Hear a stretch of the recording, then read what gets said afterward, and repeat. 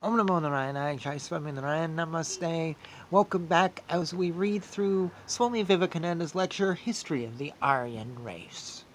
So we're in the process of discussing the lost writings of the Vedas due to groups dying out and changes and Egypt and stuff like that.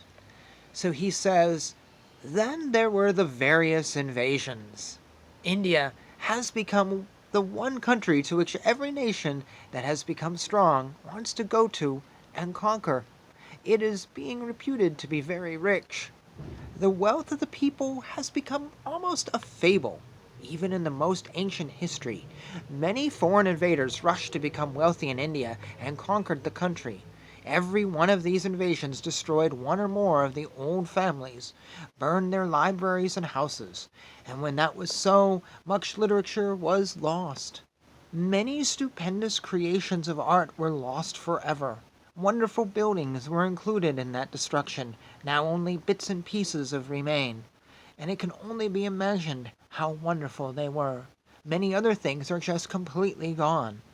Just to note, there is a break here in the transcription of Swami Vivekananda's talk. Things weren't recorded or stopped or whatever, I don't know. So he picks up mid-sentence.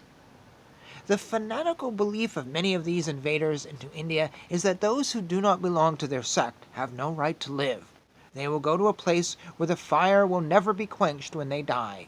In this life they are only fit to be made into slaves or murdered, and that they have only the right to live as slaves to the true believers, but never as free men. So in this way, when these waves burst upon India, everything was submerged. Books and literature and buildings and civilization all went down. But there is a vitality in that race which is unique in the history of humanity, and perhaps that vitality comes from non-resistance. Non-resistance is the greatest strength. In suffering is greater strength than in doing. In resisting one's own passions is far greater strength than in hurting others. And that has been the watchword of the race throughout all the difficulty, its misfortunes, and its prosperity. It is the only nation that never went beyond its frontiers to cut the throats of its neighbors. I am born a Hindu, a descendant of the only race that never went out to hurt anyone, and whose only action upon humanity has been giving and enlightening and purifying and teaching, but never robbing. 3/4 of the wealth of the world has come out of India, and does so even now. The commerce of India has been the turning point, the pivot of the history of the world. Whatever nation got it became powerful and civilized.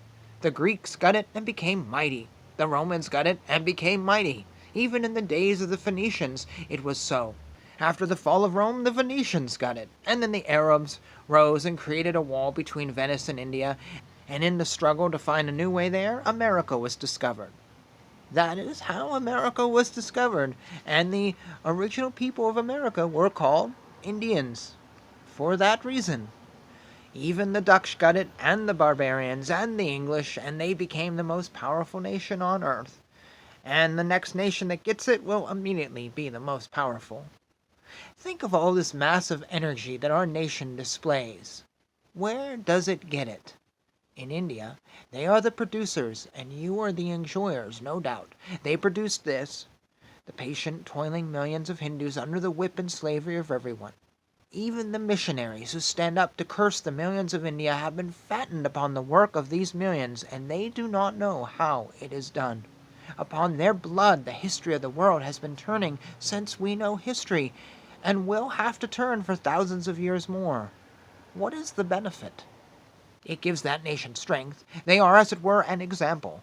They must suffer and stand up through all, fighting for the truths of religion, as a signpost, a beacon, to tell unto mankind that it is much higher not to resist, much higher to suffer, that if life be the goal, as even their conquerors will admit, we are the only race that can be called immortal, that can never be killed. Where are the Greeks today? Those whose armies marched over the whole world. Gone. Nobody knows where. Vanished as soon as the barbarians of the north came and attacked them. Their blood might still be out there, but their culture is not. Where are the mighty Romans, whose cohorts came and trampled the face of the earth? Where are they today? Equally gone, vanished overnight, and left behind only for the history books. But here are the Hindus, 300 million strong, and think of the fertility of that race. They can increase more than the whole world can kill them. This is the vitality of the race. Although not belonging very much to our subject, I wanted to bring these points to you. Generally, the uneducated minds, the vulgar minds of every nation, like the vulgar mobs of every big city, cannot grasp, cannot see, cannot understand any fine movement. The causes, the real movements of this world are ours, are very fine. It is only the effects that are gross and muscular. The mind is the real cause of this body, the fine movements behind. The body is the gross, the external, but everyone sees the body, very few see the mind. So with everything else. The masses, the brutal, the ignorant masses of every race see a triumphant procession, stampeding horses, arms, and cannonades, and these they understand. But those fine, gentle workings that are going on behind, it is only the philosopher, the highly cultured men or women, that can understand that. Now, to return to our Vedanta, I have said that Sanskrit in which the Vedas were written is not the same Sanskrit in which the books were written about 1,000 years ago, later than the Vedas. The Sanskrit of the Vedas was very simple, archaic in its composition, and possibly it was a spoken language. But the Sanskrit that we have now was never a spoken language, or at least for the last 3,000 years. Curiously enough, the vast mass of literature was written in a language which was dead, covering a period of 3,000 years. Dramas and novels were written in this dead language, and all the time it was not spoken in the homes. It was only the language of the learned. Even in the time of Buddha, which was about 560 years before the Christian era, we find that Sanskrit had ceased to be a spoken language. Some of the disciples wanted to teach in Sanskrit, but the master studiously refused. He wanted to teach in the language of the people because he said he was a prophet of the people. And that is how it came about that the Buddhistic literature is in Pali, which was the vernacular of that time. This vast group of literature, known as the Vedas, we find in three groups. The first group is the Samhitas, a collection of hymns. The second is called the Brahmanas. It deals with the sacrifice. The word itself means that which is achieved by sacrifice. And the other group is called the Upanishads, and these are the sittings and lectures and philosophic books. The first two parts together, the hymns and the rituals, are called the Karmakanda, the work portion. And the second, the Upanishads, the philosophic stuff, is called the Jnanakanda, the knowledge portion. This is the same word as your English word knowledge and the Greek word nous. The first portion is a collection of hymns in praise of certain gods, such as Agni of fire and Mitra the sun, etc., etc. They are praised and oblations are offered to them. I have said these hymns are to the gods. I have used the word gods until I make you familiar with the Sanskrit word deva, because the word gods is actually rather very misleading. These devas mean the bright ones, and gods in India are less persons than positions. For instance, Indra and Agni are not the names of particular persons, but particular positions or posts or jobs in the universe. There is the post of president, let's say, the presiding post over certain elements, the presiding post over certain worlds or whatever. According to the theologians, you and I, most of us, have probably held one of these positions at some point in our long journey, which our soul has taken. But these positions are only temporary. And when the time is over, it is given away to the next soul, who is raised from the world by good works and then takes the position as Agni. In reading Sanskrit philosophy or theology, people always get bothered by the changing of these gods, but this is the theory, that they are names of positions, that all souls will have to fulfill them again and again, and these gods, when the soul has attained to that position, can help mankind. So gifts and praise are offered to them. How this idea came to the Aryans, we don't know. But in the earliest portion of the Rig Veda, we find this idea perfected and completed. So we're going to pause here. A couple interesting things. I have also heard that these positions are not explicitly people, but actually positions, for lack of a better word. That Agni is not a person, but a job. I think, though, it's a little bit of a mix. I have a book behind me on the shelf that actually gives the biographies of these gods. So if the gods are always changing and if they're different people in their positions, it's kind of hard to have one biography. So I think we found a mix of Agni was a job, but now it's a person. The other thing that was in this that was really interesting was the earlier part on India and how so much revolves around India. Think about that. I mean, he's right. America was all about getting to India. We named our natives the Indians, which is very confusing in conversation if people aren't clear. Also, what he says about all these civilizations that have come and gone, the Hindus haven't.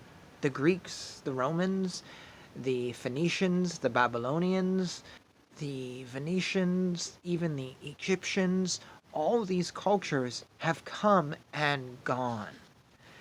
Today, anybody who says that they worship the Roman gods, they do so having seen the Roman gods die, and they've decided to revive them. Anyone who says that they still worship the Egyptian gods, okay, show me who's building temples. I don't see any new temples being built in Egypt with rocks and all this. It's not happening. That civilization died. There are people who kind of keep it alive, though, but in a very modified form. The ancient Egyptian civilization is dead. But the Hindu civilization didn't die. It wasn't maybe huge. I think it was bigger than we think it was. There's lots of tribes and lots of groups. Yet we still have the Vedas. And the Vedas are very much alive. I don't think anyone would say, oh, well, modern Hinduism is just sort of a bunch of nostalgia folks who keep historical stuff alive. No, there has been no death to the Hindu religion. Hindu's not the right word, but I'm using it because it's what he used. The Vedic civilization may be gone. The Vedic society is clearly gone. Sanskrit, as he talks about, is gone, but the religion never died. It continues to this day. It is the oldest religion in the world. It never died.